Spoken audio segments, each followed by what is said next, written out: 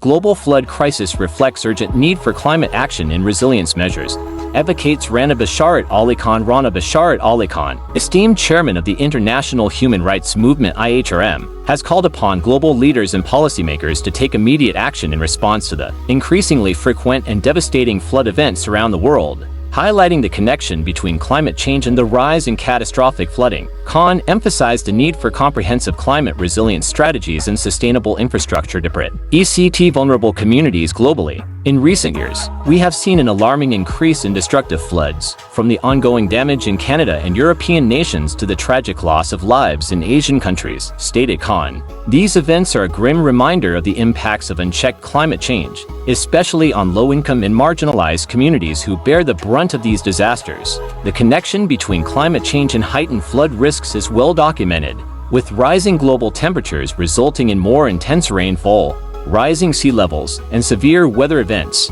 Regions such as Quebec, Ontario, and British Columbia have been particularly hard hit by record-breaking floods in recent years, attributed to extreme weather patterns. This shift has placed immense pressure on local economies, infrastructure, and public safety in these regions. As Canada and other nations witness unprecedented rainfall and storms, the pressing need for international cooperation on climate action becomes evident. The international human rights movement, active in over 60 countries, has consistently advocated for disaster response plans that prioritize human rights. Khan called for global adaptation measures, such as resilient infrastructure, emergency relief resources, and protection for frontline communities affected by climate-related disasters. Emphasizing the IHRM's commitment to social justice and human dignity, he urged world leaders to honor climate commitment and protect human rights as part of any climate policy. The world cannot afford to treat climate disasters as isolated incidents. Governments, organizations, and individuals must act swiftly to mitigate climate impacts.